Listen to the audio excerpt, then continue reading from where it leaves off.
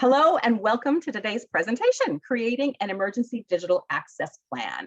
My name is Tina Hall and I am with Era Living. Era Living is comprised of 8 retirement communities that provide independent living services as well as assisted living services, which you can add on to your apartment at any time without having to move to a different area of the building through our flex licensing. Our communities are known for their independence, for their vibrancy, for our relationship with the University of Washington and our commitment to lifelong learning, and also just for the warm ambiance and the welcome that you'll receive when you visit or move to an Era Living community. I'm excited to introduce today's presenter, Bridget Agabra with GentleTechHelp.com. Is a guru of all things tech for seniors and those of us like me who might be a little bit tech uncomfortable. And we are honored and privileged to have her here today. And without further ado, I would like to turn that over to her. Bridget? Thank you so much, Tina. I really appreciate it. And I'm out here in Issaquah. I know I'm not anywhere near Tina, and the wind is definitely blowing and things are hitting the roof. So I hope all of us just get through this moment. But if we see a little flicker, you'll know what's going on. I'm not broadcasting from a disco. It's just the lights are kind of a little dodgy. So thank you very much for being here today. This is a super important topic, very important topic. And anything you do today is going to be a gift to the people in your life that might have to pick up and handle your things if you get ill or pass away suddenly, right? There's a lot that has to happen, and anything you do to prep is really helpful. I work with clients and I come in often, sorry gentlemen, I come in more often than not with widows whose husbands have handled all the finances and they're just sad, grieving, and at sea and feeling stressed about, I can't get into these accounts. I don't know, I'm getting these emails and things. So by thinking about it, we'll put these tools together. There's going to be a lot of information today, a lot, but you will be getting notes of the framework of what you'll see in the slides. You'll get not every single thing, but the framework of what we're talking about. I will send that to Tina, and Tina will send that to registrants, the people who are registered today. And it's just for the people registered today. It's for you guys. So when we think about making plans ahead of time, if something were to happen to you, and by the way, can everybody see and hear me okay? Everybody can see and hear me? All right. If something happens to us, we know somebody that we can call on to feed the cat, to mow the grass, to pick up the mail, right? Or to go pick up a prescription. You know, we have a sense in our head of people who can help us out if something happens. Well, we need that kind of setup with our digital stuff too. So it's somewhere between the person who's helping feed the cat and water the grass and somebody, the executor of a will, right? Which is a very formal legal situation. So when you do a will, you go, the house goes here if you have a house, and the car goes to this person, and it's kind of static, right? But with digital stuff, you might be changing passwords and you might have new accounts. So it's got to have elements of being changeable, being updatable. It's got to be where people can get to it. Right? So it's a little different than other things. We're not used to thinking about it yet. So as we go through today's presentation, I want you to think about that there's not just one way. It's not like, here's the one way to do this plan, because everybody has different comfort levels with technology. So you're getting, everybody will get something out of this. Think about what works for you. I work mostly with people who are tech uncomfortable. And if I say, you have to use this software, you have to do this, that's set up for failure. You pick what works for you out of this. And I try and give options at every comfort level, okay? And we want to be thinking about setting up tools that people may possibly be able to use remotely. If you're like me and both my sons, the nearest one lives 1,000 miles away, I need to have things in place that they can work with my things from from miles and miles away. So let's get started. And I'm thankful for the folks who are on my screen who have their cameras on, because it really is helpful to see humans, to see humans, not just the black boxes. But the black box people, you're welcome here too. No problem. I get it. So I'm going to pop in and out of slides. So right now I'm going to disappear, and I will be using my hands wildly behind the slides here because I just can't stop. So let's get started.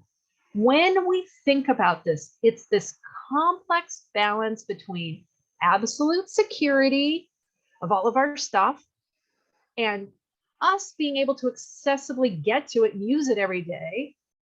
And also we think about whether we're doing it for someone else or ourselves.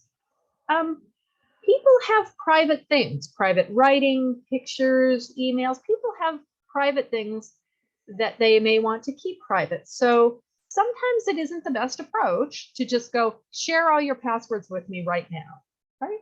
Because maybe somebody says, you know what, I still want to keep some of my life private to myself.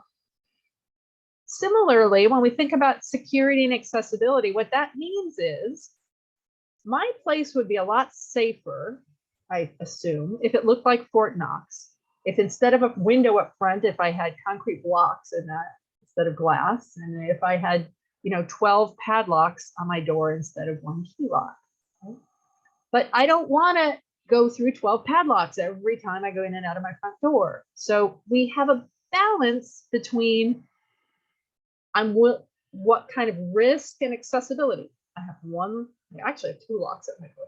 I mean, that's all I want. I could have 10, but it wouldn't work for my life. So let's think about security, how easy it is for us to use stuff, and what privacy we or whoever we're working with might need. Okay? So keep that in mind as we go through.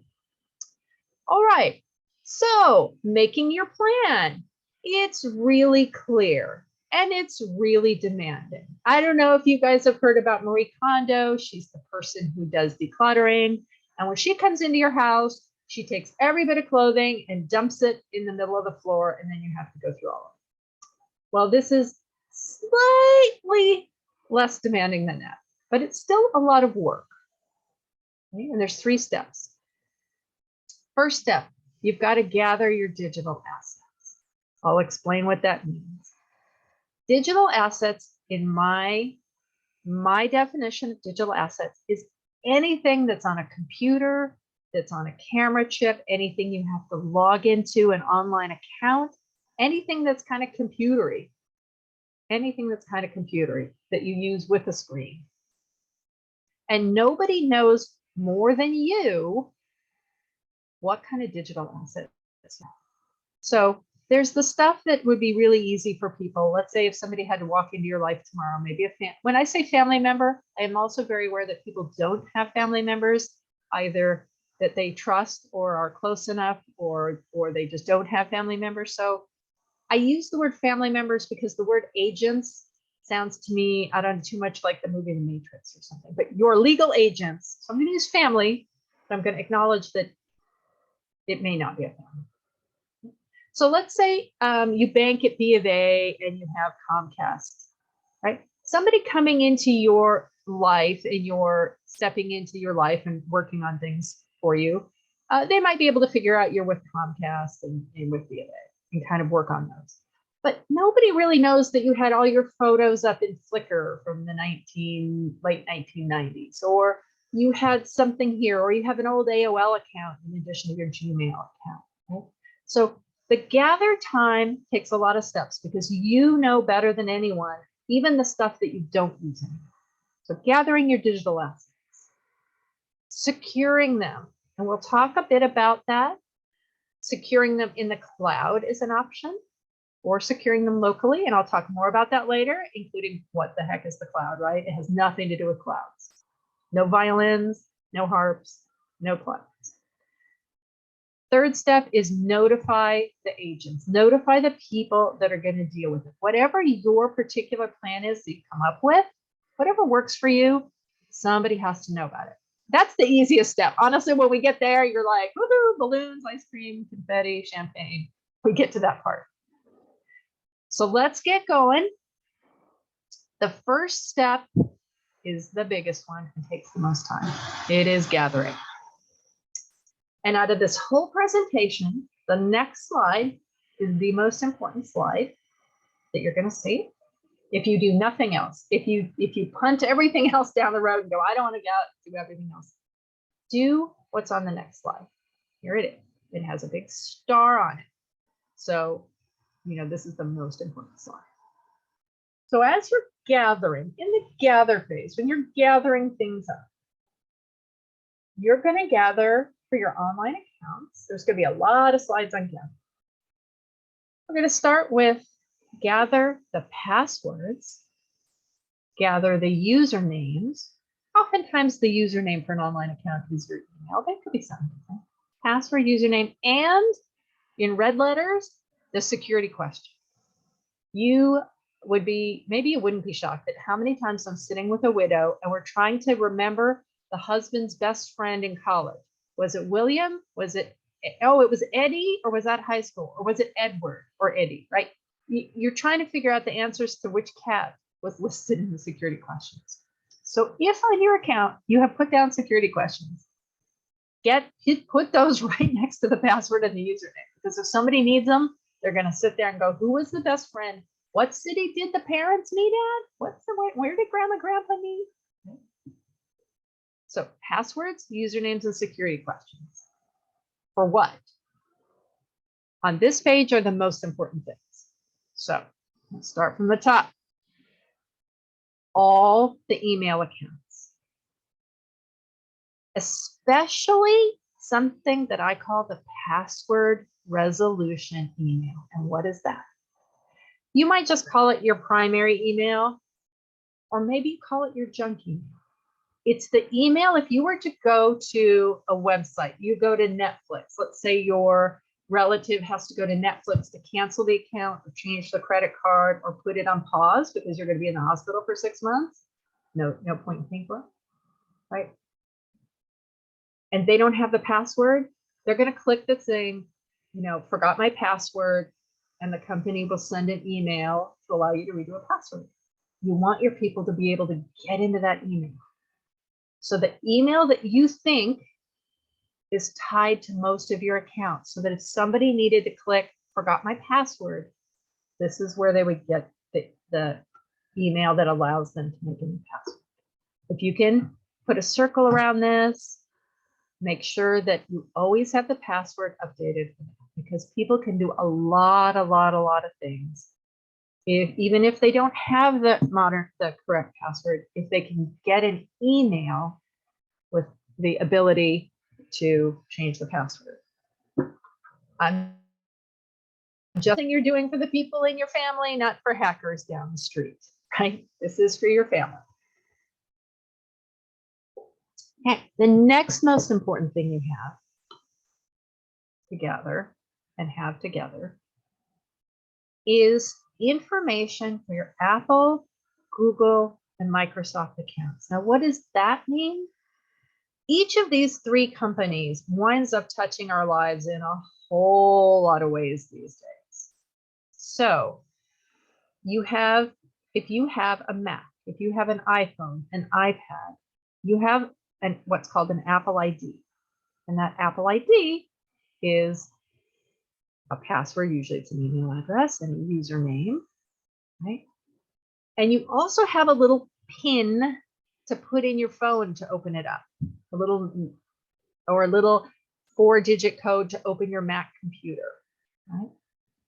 So when you have Apple, an Apple account, you want to catch not just what you log in to your Apple account with, but also that little PIN to open the device. I had one person who the person kept all of their passwords on notes in their iPhone and never gave anyone the PIN to open the iPhone, and they didn't have it set up another way. Google, if you have a Gmail account or use anything with Chrome, you also have that. Usually it's a Gmail address and a password. If you have a Chromebook, I think you usually use that same password to log into the device. But so with your Apple, Google, and Microsoft things, you've got this online account, again, with a password and a username. And oftentimes there is, even with your Windows machines, you're putting in a little 4-digit code or 6-digit code or some kind of little word that unlocks your machine. So make sure for Apple, Google, and Microsoft, you have not just the account where you could go on the web and log into those and change your credit cards and things, but also the little thing you use to open the device. Your people will need this. And the third thing is much less important than these two, but by the time we get to the end, you'll see why I put it here. If you have some kind of cloud storage where you keep your things, if you have a copy of your stuff, your pictures and documents and things, if you have a copy of those things saved elsewhere in this remote storage unit called the cloud, make sure that somebody knows where that is if you want them to find it. If you don't want people to find things, put it in the cloud and make sure that it's locked away forever and nobody knows about it. But you don't want to lose all of your family photos just because nobody knew about it being there, nobody had the email address, and the credit card gets canceled, and right? So this slide. If your people have all of your email accounts, your Apple, Google, and Microsoft accounts, and your cloud storage account, password, usernames, and security questions, we can work with that. It's really hard when these things are missing, and it can be very expensive because things keep going when they could be paused, things can get hacked. So this used to be pretty easy and this used to be enough. But this bottom line that may be a little tough to read, it says two-factor authentication complicates this. Two-factor authentication. I see somebody nodding their head. What's two-factor authentication? Well, it's wonderful. You want it. It's something you want. The way you probably see it in your life is if you log in to do your banking, they say, we're going to text you a code. And then you have to put in that code. We're going to text you a code to your phone, or we're going to call your phone and tell you a code, or we're going to send you an email with a code and do that. So this little slide explains a little bit about two-factor authentication. Security people say there's really security identification requires at least two of these different methods. Something you know, right, which might be your password, or something you have, like we're going to text you to your phone and they know that you have your phone with you. They can verify that. Or something that you are. That might be a Face ID or a thumbprint. So when you put two of these things together, it's a better, more secure process than just having a password, right? A hacker might have get hold of your password, but they can't get it's unlikely that they're going to have your password. So this is great. Except if you are in a car accident where your phone is destroyed and you're in the hospital and you're trying to get into an account. I don't know, somebody's smiling, maybe they've been through this. Sometimes you can't get past this, right? Sometimes the only thing they'll do is we will text a code to your phone, and that's the only way. And if your phone is lost with you, if you are, solo sailing across the Atlantic and it goes to the bottom of the Atlantic, it's just going to be a big problem. But many times when you set up this two-factor authentication, and it's probably on all of your bank accounts and your brokerage accounts, should be. If you can, most of them allow a thing that says we can text you on this phone number, or we could email you. Right? You can set up a couple of different contact methods. So here, when we go back to the two-factor authentication, here, when we go back to these things, if you have two-factor authentication enabled, which, like I said, most of the banks are making us do that now, make sure in addition to texting you, they could, if they had to, email you. And that way, your family member who has access to that email account can get in there. Can say, yep, this is really Aunt Joan, and we'll deal with it. And while we're here with passwords, one point about passwords, never, ever, ever, not once, have the same password anywhere else. I can do an entire talk on passwords and have, but think of passwords as literal keys on your keychain. And just like you have a different key to your house, in your car, maybe if you have a safe deposit box or whatever, it's a key. And the world is full of pickpockets. So if you have one password or two passwords, or your password is somebody Nana 12, or something, which is not a real strong password. Or you have Nana 12 is all of your bank accounts. Somebody only needs to steal one thing, one password. And now they've opened all of these financial doors. So do not repeat your passwords.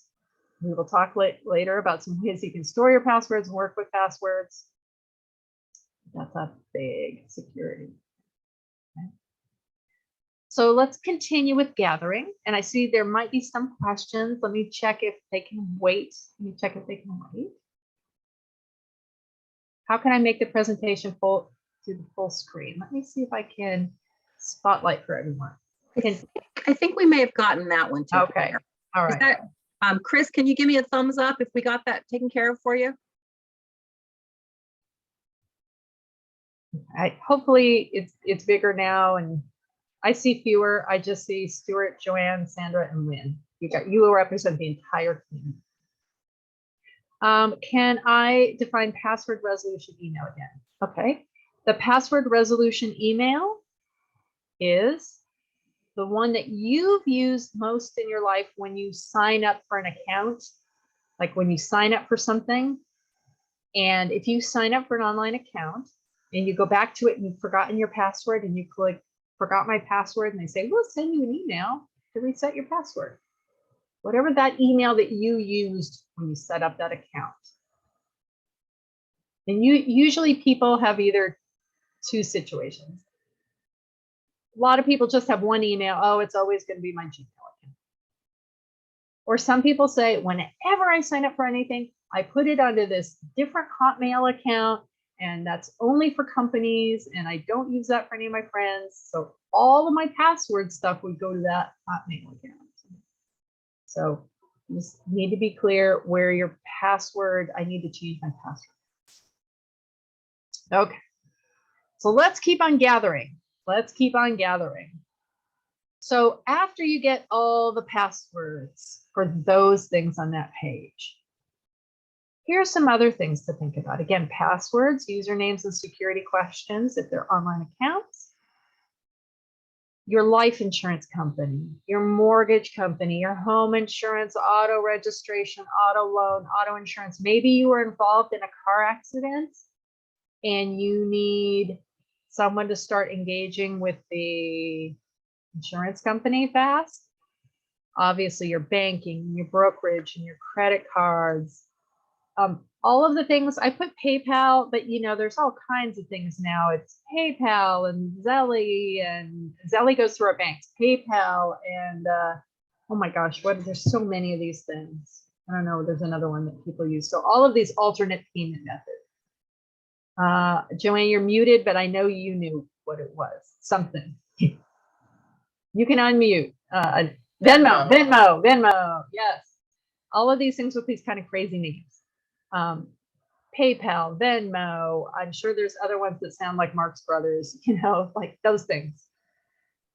And this is, oh my lights.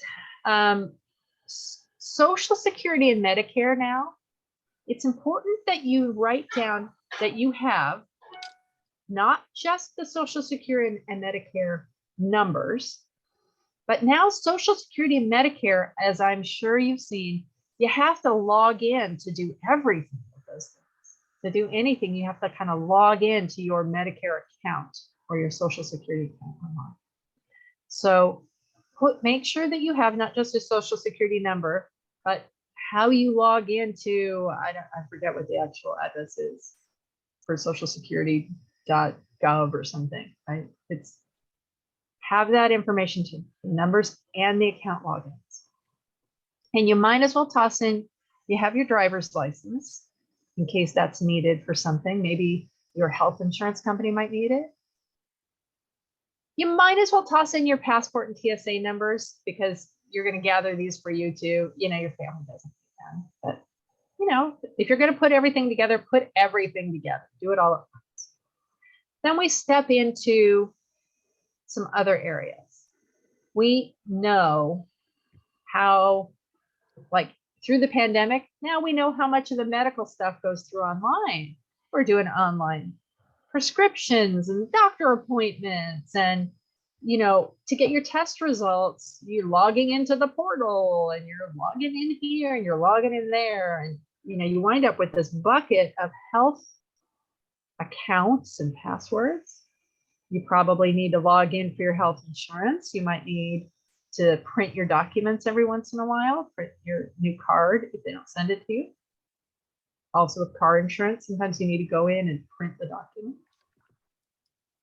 There are other ones you might not think about. You might have somebody on your behalf who needs to absolutely make sure that the water keeps going to the place, and the electric and the gas and the trash, or they make sure that it stops.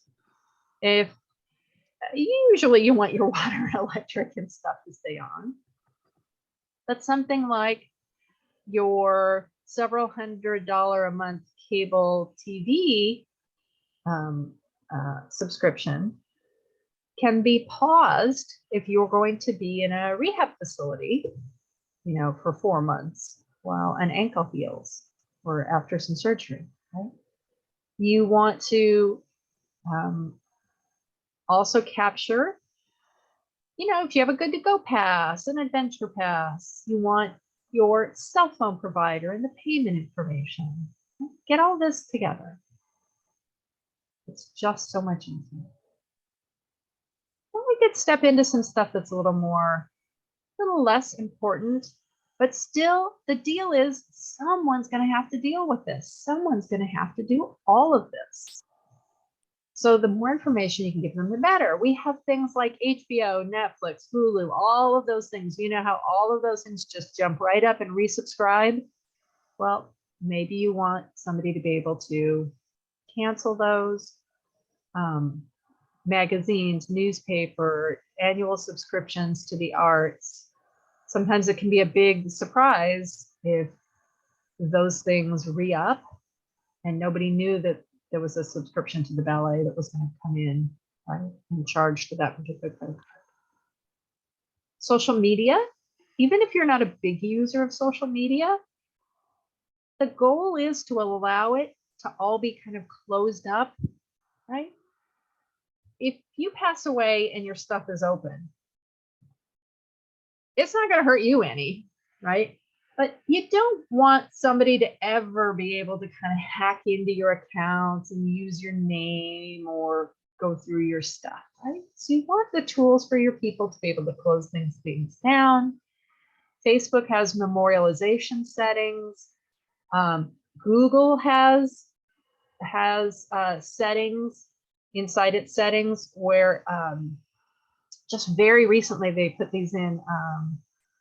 It's not called lack of use or a disuse. Like you can set up a thing. If I haven't used this email account in 6 months or 3 months or 6 weeks, if I haven't used this email account, here's what I want to have happen. I want you to just close it and delete everything. Or I want you to try and get hold of these people, right? Look at your accounts and see if they have these memorialization settings. They might call it memorializing, legacy, emergency contact.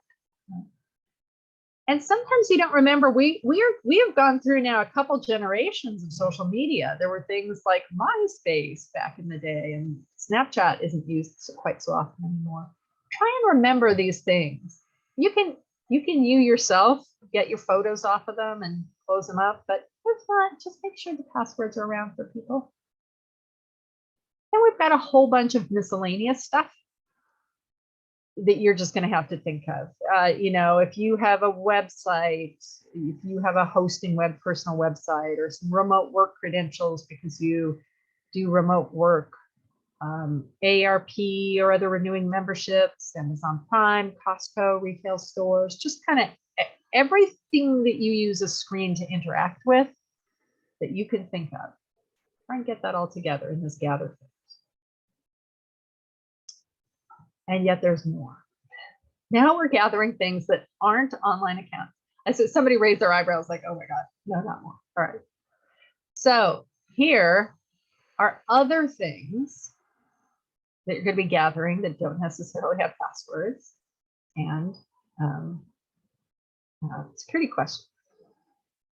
You probably have, well, these ones do, like you might have had an old SmugMug or Flickr or online digital gallery that people don't quite use so much anymore, maybe. You know, it might be that it isn't used so much anymore. Make sure that information's around. You want to try and gather those photos. Ultimately, if you're a photographer that uses SmugMug, you usually pay for SmugMug, and that's fine. Just make sure people know about it.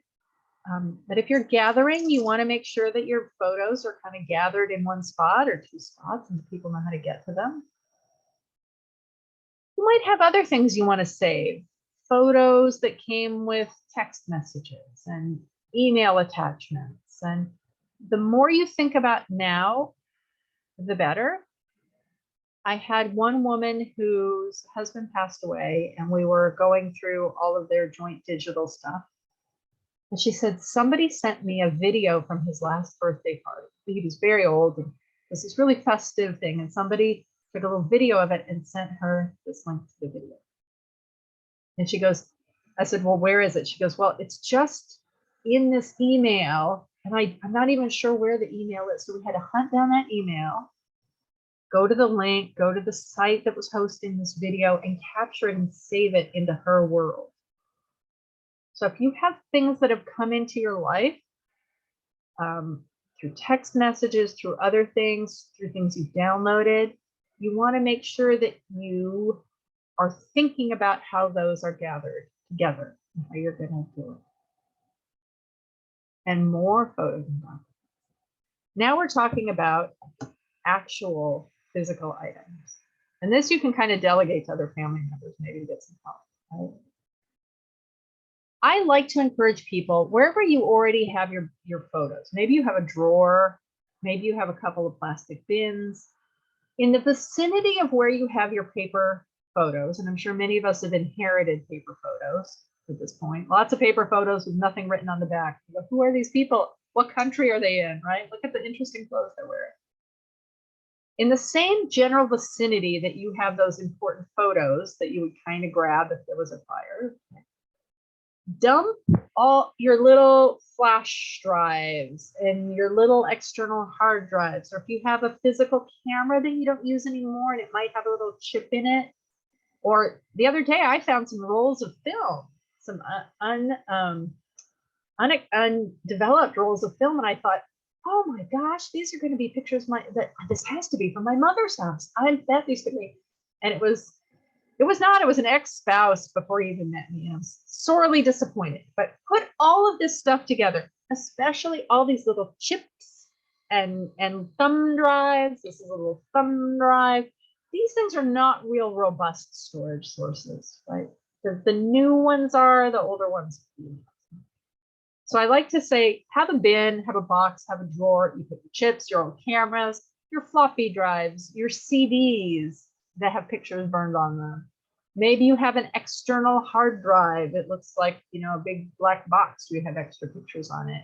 You might have a couple extra laptops that are kind of broken and may have stuff on them. Put that all together so that it doesn't accidentally get thrown away or donated if someone's going through your stuff. I can't even tell you how many little flash drives are in the back of people's junk drawers. And who knows what's on them, right? All right, so now we have completed the gathering, and that's the most work, and that's the most personal work. Now we're going to secure it. I like to talk about the cloud and remote storage while completely understanding that not everybody is comfortable with it. It took me some time to get there.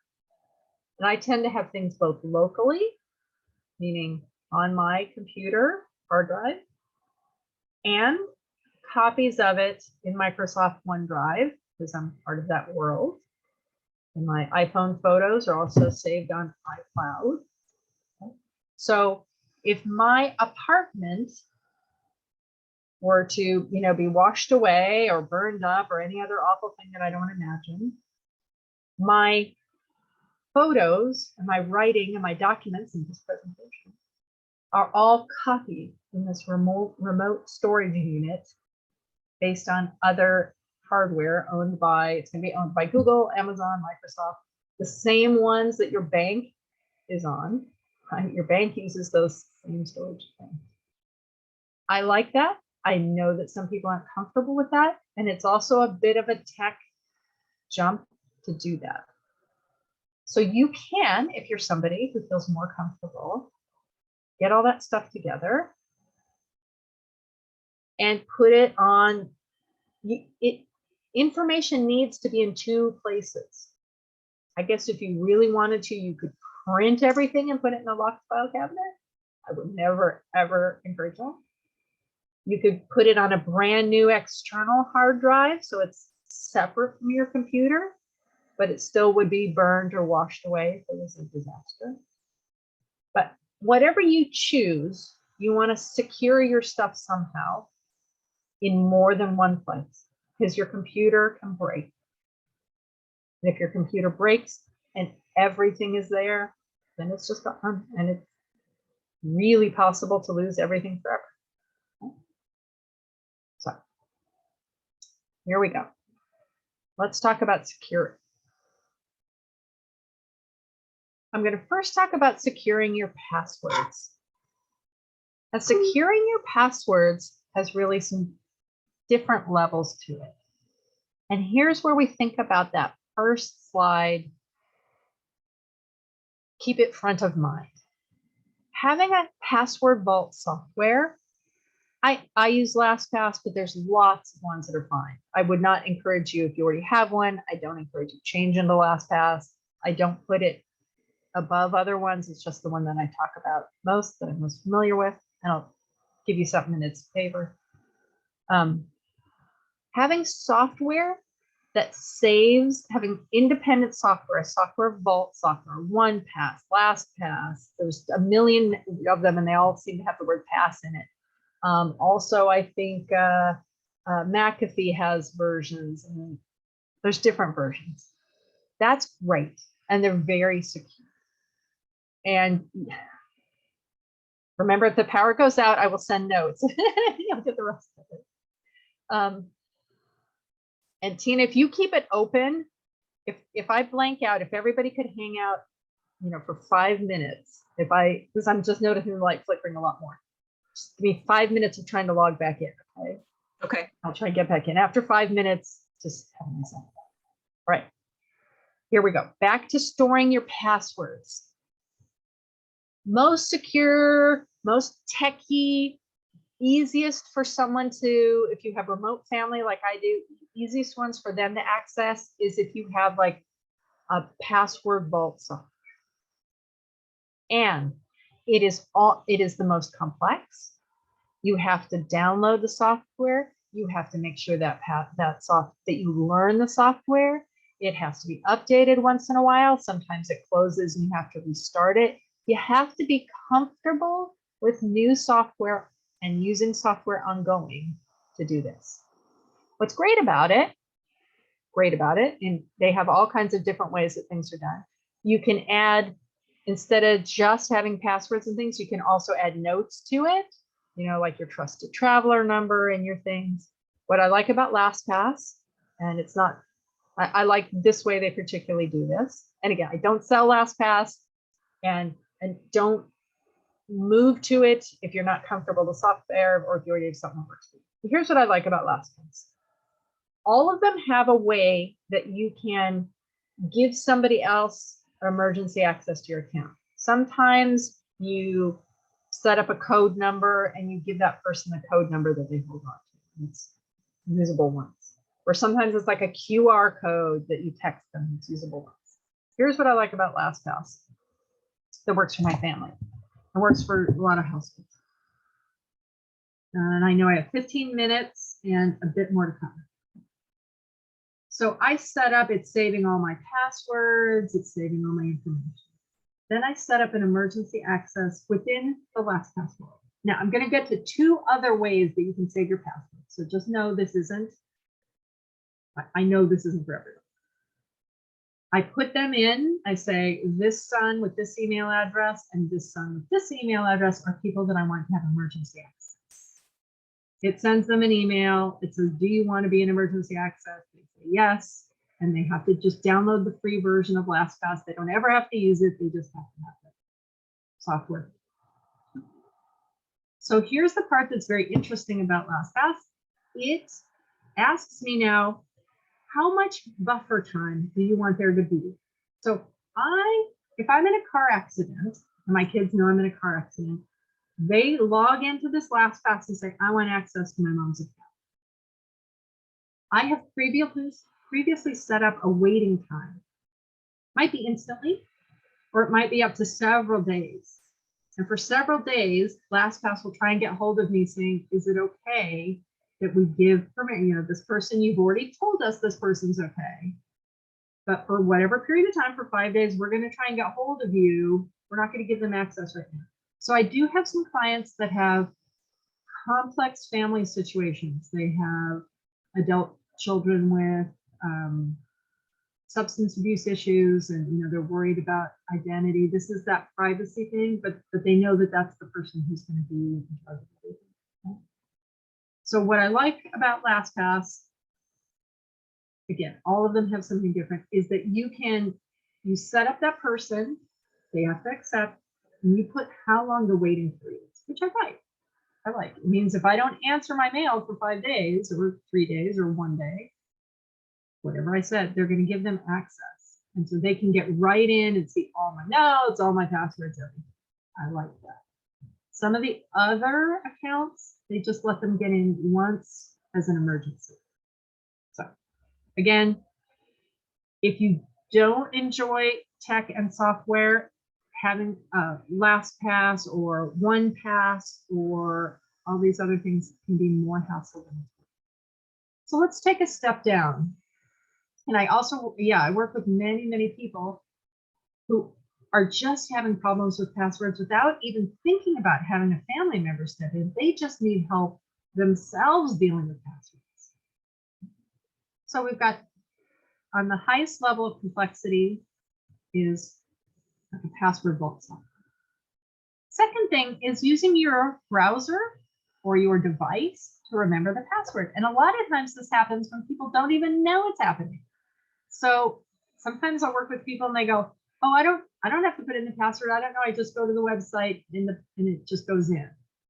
I go, well, what's remembering your password? I don't know. I just go and it goes in. So when that happens, it usually means that, let's say you're using Google, using Chrome, that Google is remembering your passwords. Or maybe you're using Microsoft Edge and it's remembering your passwords. Or maybe you're using an Apple device and their thing is called Keychain. Keychain is remembering your passwords. That is a really nice, smooth way to keep track of your passwords because it just remembers them. It just absolutely remembers them. So for a lot of people, I set it up because it's easier for them. Once they put the password in, Google, Apple, whoever it is will say, hey, do you want me to remember this? You say yes, and you don't have to think about it. It's one less hoop for people to jump over. You have to, if you do that, you really want to be mindful that you're sort of putting all your eggs in one basket, meaning if you have Chrome, save all of your passwords. If you have Google, save all your passwords. If you were to some other time pick Microsoft Edge, or if you're an Apple person, you might do Chrome sometimes, and Safari sometimes. They're both ways to get to the internet. Only one, you don't want both, you don't want two places to be remembering your passwords because you go, okay, when I went to Bank of America on Chrome, I updated it. Chrome remembers, Google remembers my Bank of America password. That's great.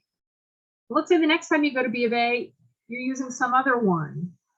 You don't want to And now you go, oh, shoot, it doesn't remember my password. Why does it not remember? Because you're using a different way to go to the internet. So if you're having Chrome or Safari or whatever, remember your passwords, which is a really fine choice. Stick to that one way. Stick to that one way. So don't use Firefox and Edge and Chrome to access the internet if you really want Chrome to be remembering your password. And when you do that, if you were to use your computer, which is really good for lots of people, and people who are living in secure living situations, like the ERA communities, and communities where you're not really worried about people breaking in, well, it's just fine. Your computer is always ready for it. What you want to make sure is you're not leaving this open, because anybody who can sit down at your computer can use this. You don't want to leave that open on a laptop that you're taking into an airport. So this isn't the most secure situation on like a device that you're taking out of your house that might get stolen. Right? Or if you live in a house with, or in a location with lots of people that are, that your goodwill is maybe not top of their mind. Right? It allows you to be able to sit down and use your computer easily and have it remember the passwords. And that's nice. Knowing that people can get in, knowing that you need to, just like on that first page, usually it's Google or Microsoft or Apple, make sure you have the account information so you can get into those passwords if you need to. Sorry if I got quiet, I moved my microphone a little further away. And then last but not least, I know we have 10 minutes. Last but not least, no technician will ever tell you this. I'm the only one I've ever heard of, right? If it's what works for you, a paper address book with, I encourage you to use a paper address book because it has the alphabet right there, right? Try to use something that doesn't have my computer passwords written on the front of it, right? Just, give yourself that little extra bit of security. I think an address book works fine. Make sure later we'll say, make sure somebody knows where it is. It's under the dictionary next to the computer. Here's the thing about using paper. I do not shame anyone for using paper. I will not tell you that it's safe or secure, but I have so many people for whom this is the only way that it can work because of their situation in life. No problem. When you are using a paper book or notebook to keep your your passwords, when you make a new one, cross out the old one and put in the date, and put in the new one before you do anything else. So here I am going to the Seattle Times to change my credit card. Uh-oh, I don't remember my password. I have to update my password. Go to the book, draw a line in it. And before I go any further and deal with the credit card, I write down the new password, because if I don't, you know what happens? It goes on a Post-it, it goes on a scratch paper. I mean, I cannot be the only person who knows that, winds up under another piece of paper. You go, I think it was a yellow piece of paper. I worked with one man who said, no, I absolutely have the password on this little piece of paper. I have the password. I wrote it down, but it says Merry Christmas over it, so I can't read it. So, we're all human. So if you use paper, it's on you to write it down the moment you put the new password in, before you go off and do whatever you were trying to do. And that can be really hard, but it's really important. And the more you can control your passwords, the less time you spend dealing with passwords, right? It's such a hassle. And again, never repeat a password. Not even once. Not even once. Okay, so now we've found a way, whichever of those three ways works for us to secure our online accounts, password, and security questions, whichever of those works for you. Next step is to, I'm watching my time, take those little bits and bobs that have pictures and get them pulled off of these little devices, get them pulled off. So if you have the kind of computer, if you have some computer know-how, you could plug these into your computer and pull them off, make sure that they don't have viruses on them. There are places you can go, camera shops will take your chips and pull the pictures off of them. If you feel like going to Amazon or another kind of store, they have little plugins for your computer that take all those little tiny computer chips. There are people in the Seattle area who will digitize your photos. They'll make all of your photos into digital photos. There's a guy who comes to your house, so you don't have to send your, there's lots of places where you can send your photos away and somebody will do it, but there's a guy who comes to your house who does that. So digitizing things and getting them off of the little bits and getting them off of the CDs and getting them off of the floppy drives is important. And then it winds up wherever you're storing your other stuff. You want to consider storing that cloud. When we talked about cloud, oops, let me get that bigger. When we talked about cloud, most times people already have some kind of relationship with either Microsoft OneDrive or Google Drive or iCloud or Dropbox.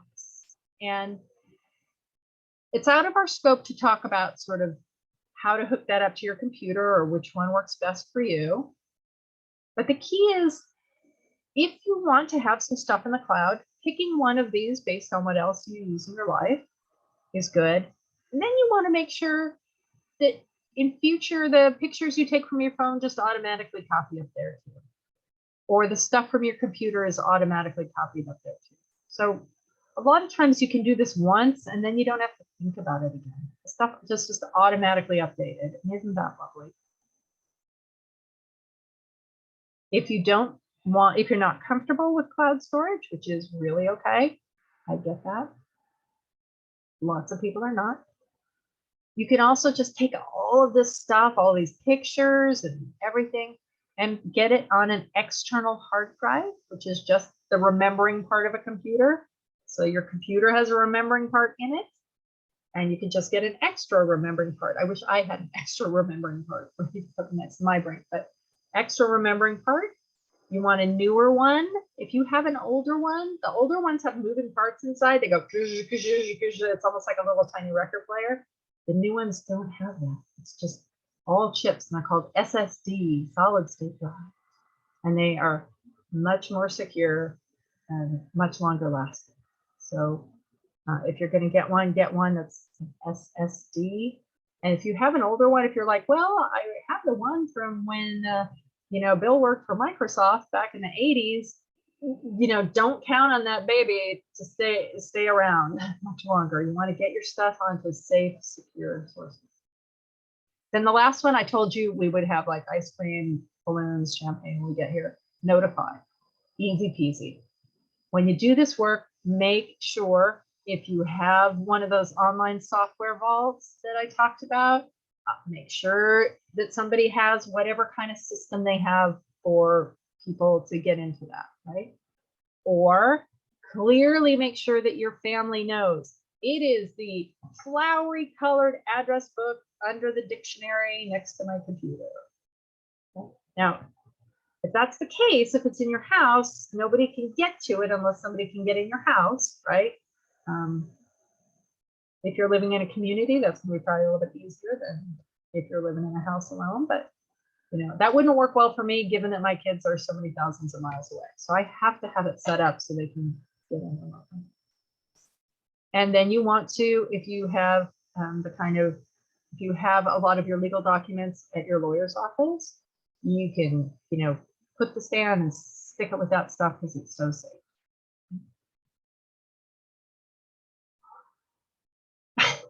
Okay, in 3 minutes, let me unpin.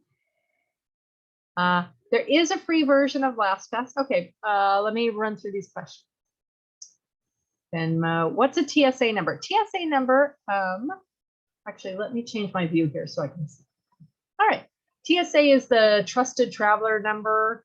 If you have the quick fast pass for the airports, yeah, FastPass. It looks like there's a free version of LastPass. Do you recommend that or the $3 a month? If you are comfortable with software, and I want you to be honest with yourself about learning software, you can download the free version of LastPass and play with it a little bit. But the free version of LastPass doesn't let you do the remote access with the friend, with the family member thing. It's just kind of a little fault. I do the $3 a month, $40 a year. And I save my computers and my password. Is that bad? That's a good question. People say that a lot. If your computer breaks, it's bad. If your hard drive breaks, it's bad, then they're gone. If a lot of times it's not the dramatic things. Honestly, it's not the dramatic somebody dies or somebody's computer blows up. The most common thing is what we are all dealing with is just some of the aspects of aging. If I'm not logging into an account, but once or twice a year, I'm not going to exactly remember what I need to remember about it or even, what I'm doing with it.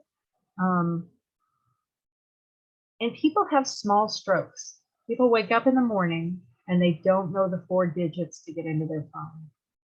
I had a dear friend who was in a car accident. She was not hurt at all, but her car tumbled. Smart woman, going to work, vice president of a big company. This was not many years ago. She was so just in shock from the event happening, but she couldn't call 911. She didn't remember how to call it. She couldn't get into her phone. And there's nothing wrong with it. She wasn't hurt. But things happen where we can't remember. So if you save your passwords to your computer, what happens when you can't get to your computer? So if you save your passwords to your computer, meaning it's part of your Apple keychain, and Apple keychain means it's available on your phone and your Mac and your iPad. That's great. That's fine because you can get to it from different places. You can log into iCloud.com and see them. If you're saving them on a Word document in your computer, you are counting on being near your computer and remembering your steps to get into that. If you save your passwords in your computer because they're in Password Vault software that you have backup access to, that's good. But having them on a Word document in your computer is sort of like saying my spare key to my safe is inside my safe, right? Like if you can't get in your safe, you can't get in your safe, you can't get the backup key. I love that example when I thought of that. It's like, that's exactly. All right, we're at 1 minute over, but I could take any other kind of quick questions if Tina will let me. You can unmute yourself and ask a question or concern. And you will get the notes or nobody. Okay. Go ahead, anyone that has a question.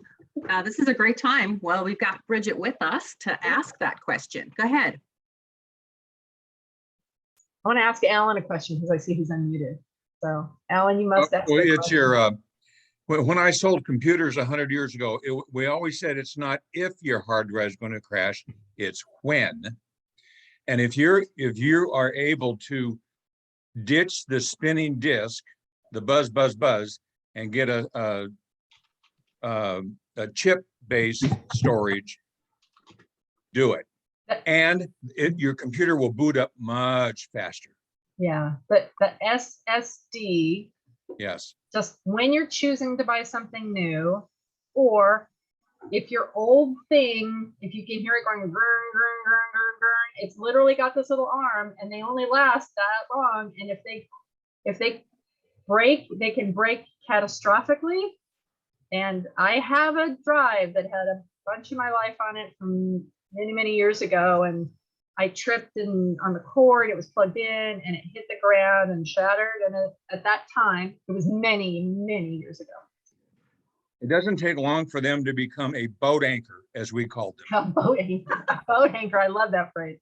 So yeah, so your boat anchor, that's another reason to consider the cloud or something. So yeah, so the biggest idea, get your stuff together, secure it however you feel comfortable, and make sure that the people who are going to take care of this can take care of it. They can get into your email if it's important. They can get into your accounts.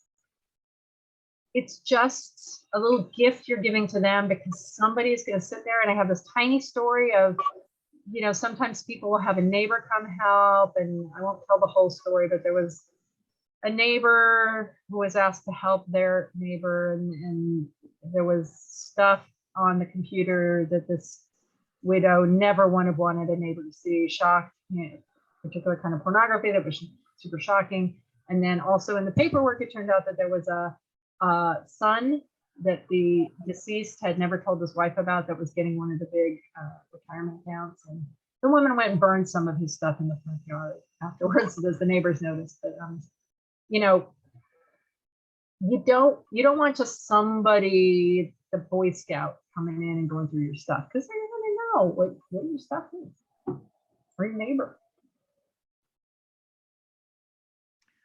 Well, it's based on the silence, I'm guessing we've kind of gotten to the end of questions, but I do want to let everyone know that I'm going to send a copy of this recording to Ida Culverhouse Ravenna, and they will send out the link along with a copy of the slides to you if you RSVP'd to Ida Culverhouse Ravenna. No, notes for this one. This won't be the slides. Notes. Okay. Sorry about that. I misspoke. Okay. Thank you for clarifying, Bridget. Sometimes it is slides, yeah. Yeah. If you have any questions about Era Living or about Ida Culverhouse Ravenna specifically, you can give Elliot or Mariah a call at 206-408-6328. And if you were listening to Bridget talk a little bit about Google, I also want to let you know that we have another presentation coming up from Bridget. See, is it the 25th or? Let's see. It is Wednesday, May 25th at 11 a.m. All right, and that's all the free tools of Google, and I am really excited about that one because I know there's a whole lot of stuff in Google that I don't know how to use and I've never used, but I'm going to start once Bridget teaches me how. You're also going to get a request for feedback, a survey form. If you can just fill that out and let us know what you thought, what was great, what you would want to be a little bit different, and other topics that you're interested in. We'd really appreciate that because we want to make sure that we are bringing you great information that is useful to you in your life. All right. Other than that, if there's no further questions, I'm going to wish you all a great afternoon. And thank you again for joining us today. Bye, everyone.